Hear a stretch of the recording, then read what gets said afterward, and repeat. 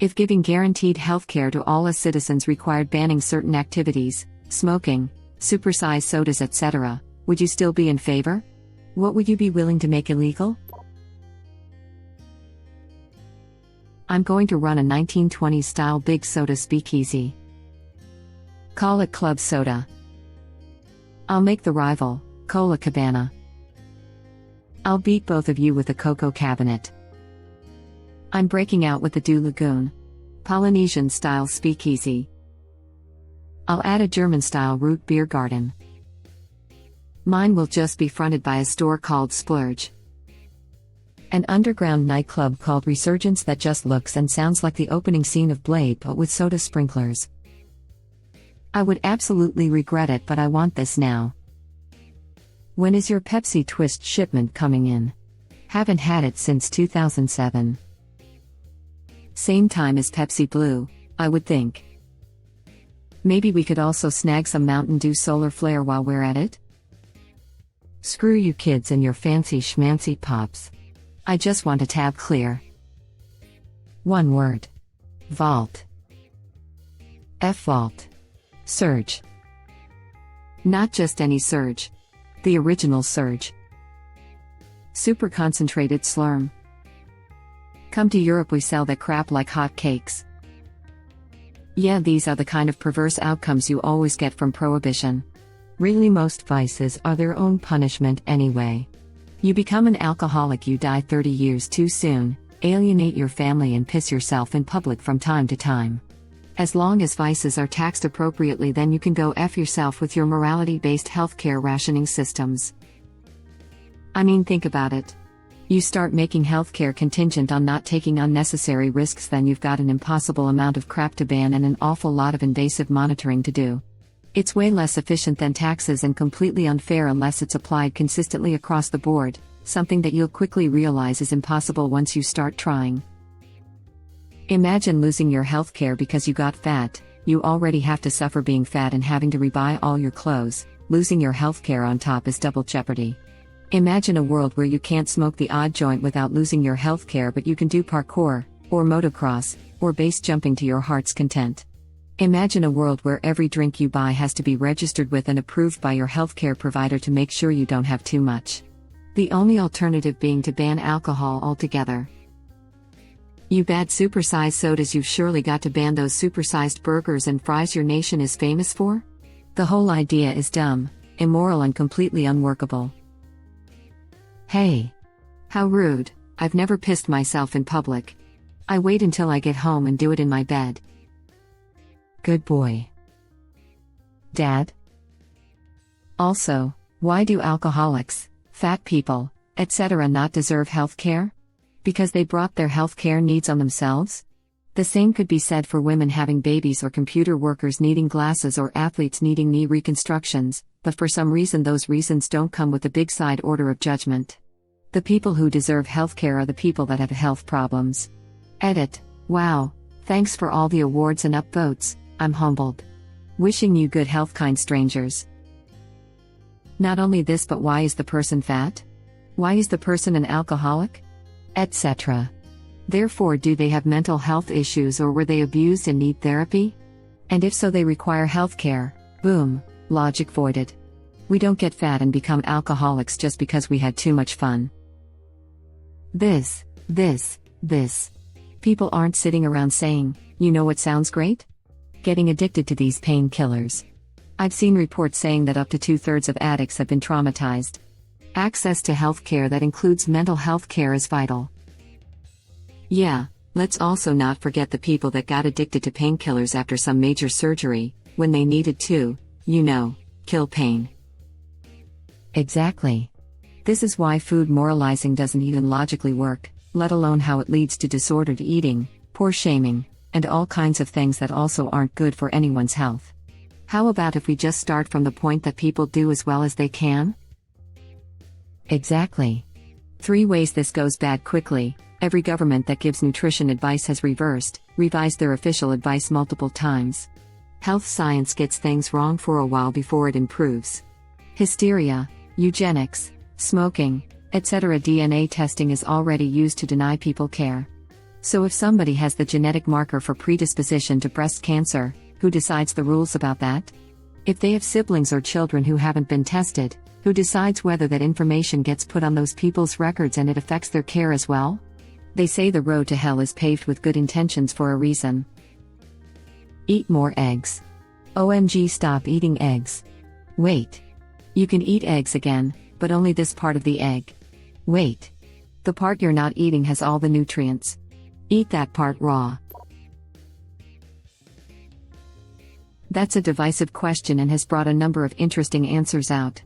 The countries that have taxpayer-funded healthcare have a number of ways they suggest dealing with this kind of thing. The main one from a healthcare point of view is education rather than restriction. The primary way for a government to offset the added costs of healthcare is to tax the crap out of the activities like the ones mentioned. There are no restrictions to what you can eat or drink or how much tobacco you can smoke, but the tax added to their purchase can absorb some of the added healthcare costs associated with them, as well as acting to discourage some from using them to excess. Edit. Rereading the question, the only one I would consider making illegal is smoking, as that affects the health of people other than the smoker. The reason it won't get banned completely is the amount of tax it brings in outweighs any public health concerns. Yeah, Australia does this. Cigarettes cost about $50 a pack here, but they're still available everywhere. And no, the extra money does not find its way back into healthcare. At all. Health Minister, we should make laws to make people healthier. I know. Let's ban vaping. But not smoking. Just the thing that studies have shown help people quit smoking, we'll ban that. And say it's for health. Just to clarify, if they were banning vaping and smoking, I would believe it was for health reasons. And our health minister is a total pause, so I can't believe anything he says, much less this crap. Maybe if you guys ban some more hentai it would help? Banning online stuff can easily be gotten around by VPNs. They didn't ban it online, they only banned the importation of it. And it wasn't just hentai, it was anything sexual, anime, figurines, pillowcases, etc. Who knows how stringent they'll be with it though. First they came for the weebs, and I did not speak up, for I didn't want anyone to know I was a weeb. Now everybody knows, you filthy weeb. Thank F Canada has declared such laws unconstitutional, Little Sisters Bookstore and Art Emporium v Canada. Ironically, the United States, with all our love of free speech and being the ones to export the books that caused that court case in Canada, turns out lesbian BDSM porn is a controversial topic, don't have such protections, and our First Amendment has been judged to explicitly not apply to obscene material. Though an extension of Lawrence v. Texas could likely be used for domestic and discreetly spread erotic materials. I'm reasonably certain U.S. Comstock law is mostly repealed now, but the Patriot Act created a whole new set of problems, especially before ebooks and cloud sharing. E.g., for one of my American-based counterterrorism courses, we could not legally get copies of Tom Winteringham's books. He was a radical left veteran of Spain's Civil War who in World War II helped invent Britain's Home Guard units, then spent 1940 publishing books with diagrams and recipes for domestic terrorism against invaders. His books and recipes work really well even if you've not got Nazis on your smaller islands planning to invade you next. So the Patriot Act got in the way. Happily we wound up getting them and labeled as World War II ephemera from an Australian bookshop. I like to think Mr. Wintringham would have appreciated our little ruse. As for Canada, the Glad Day bookstore in Toronto had many fights with Canadian Customs and American CBP over the years.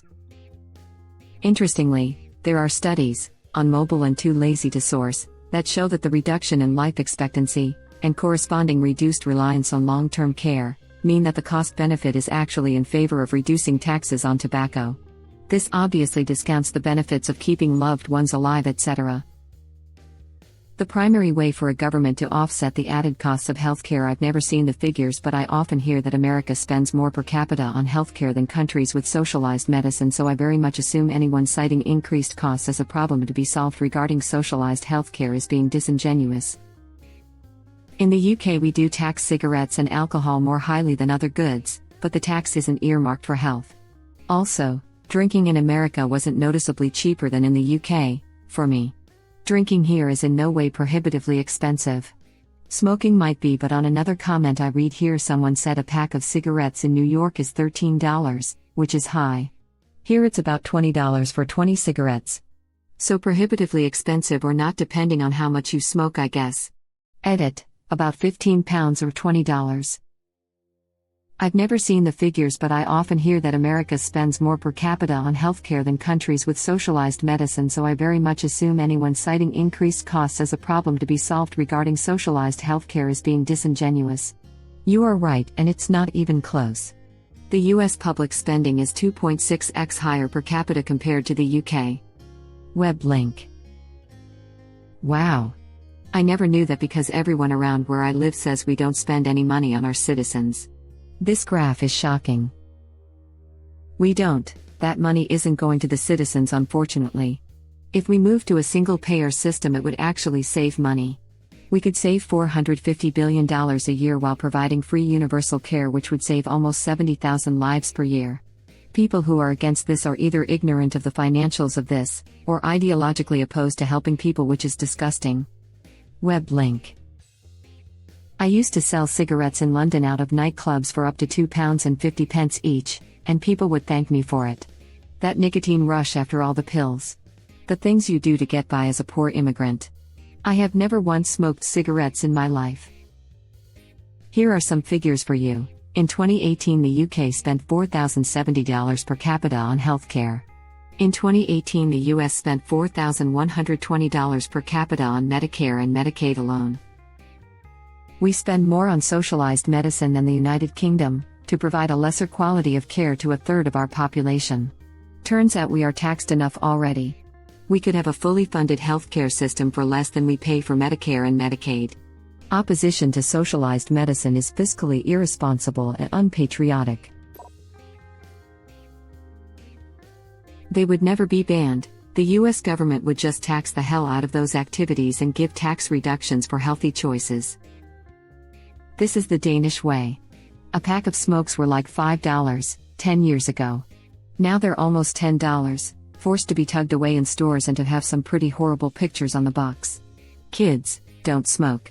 Edit, it seems that $10 is still pretty cheap compared to other places. I had no idea, but I sincerely hope it's going to help us keeping the next generations healthier. $10 is nothing. Pack of smokes in Canada is nearly $20. Laughs in Australian. Last time I checked, it was $30-40 for a small pack. Can confirm. A 20-pack of the cheapest brand costs me between $30 $35. I paid $70 for 30s at a servo yesterday. That was the last time I blindly tapped my card, haha. But really, I smoked JPS Blue 30s, and a carton, 6 packets, at Woolies cost me $270 rather than $50 a packet. Edit, price in Australian dollars. $70. For a pack of 30s. Jesus Christ. What were they? Rolled by the Pope himself? Edit, thank you for a silver. You're the real MVP. Also thanks for the Hugs Award as well. Jesus Christ, every now and then I look at my old brand and balk at the cost. My wife and I's current lifestyle is literally incompatible with being a smoker. It's just too expensive. You do you, I definitely still miss them. But, Jesus Christ. That's expensive. Every now and again and look at my old brand and thank God I quit. I don't miss them, but I do still like the smell, which is weird. I quit the easy way. I got the flu. No eating, no smoking, for about 4 days. I got to feeling better, picked up a cigarette after I had some soup and thought, lighting this is the dumbest thing I could do. I was already past the worst of the cravings. Then I upped the ante and started socking away my weekly cigarette money. In a year I had enough to go to the Bahamas with my daughter. Husband ending up doing it the same way and used his savings to buy a new target pistol. Why would you need to do that? Here in Japan, there is healthcare for all. Payment is reasonable and based on your income. I pay about $16 per month and have never had to pay more than $10 to see a doctor, and my most expensive prescription is $30 because it's optional, but other than that, I've never paid more than $5 for a prescription. Smoking, alcohol, fast food, soda, etc. are all perfectly legal here. In fact, Japan has the second most McDonald's in the world after the US. I don't understand the need for making any of these things illegal in order for the healthcare to function. Edit, a word.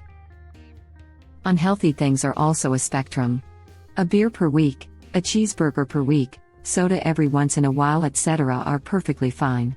A bottle of wine per day, 10 Big Macs per day, etc. are not. I think education about moderation and portion sizes is key. Because as a kid you learn McDonald's is bad for you, but really eating French fries and a burger once a week is fine. It's a cultural thing. Japan educates and promotes healthy eating from a young age. Simply because that's how it's always been. Traditional Japanese food tends to be better balanced and diverse than much of what you traditionally have in the US. And also, double-edged sword or not, the fact that being fat/overweight is pointed out to your face in Japan might make people more conscious of their diet. There's also a huge difference in the availability of healthy options. Yeah, definitely. The cheap option in the US is much worse health-wise than the one in Japan might be. My best friend got rejected from 2 different hospitals in Japan while having an allergic reaction to shellfish. The hospitals were not full. He was rejected for not being Japanese. The ambulance drove around until they found one that was willing to accept him.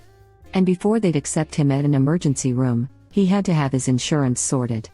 For all of the US faults, all of this would be super illegal here. My friend easily could have died. He also literally had his twin brother, an American pulmonologist, call an interpreter to communicate with his Japanese doctor because they didn't know how to treat him. An American pulmonologist took the lead on prognosis, and didn't even have to provide his credentials. Japan may have the payment and access issues addressed, but holy effing crap. No thanks. Healthcare for all. Edit, he had Japanese insurance, and was working in Japan as a scientist, web link. Thank you for watching. Please subscribe to be the first to know about Red Rabbit Reader's new videos. If you like our videos, please like them on YouTube and share them with your friends. We welcome your comments below. Press to start another of our videos.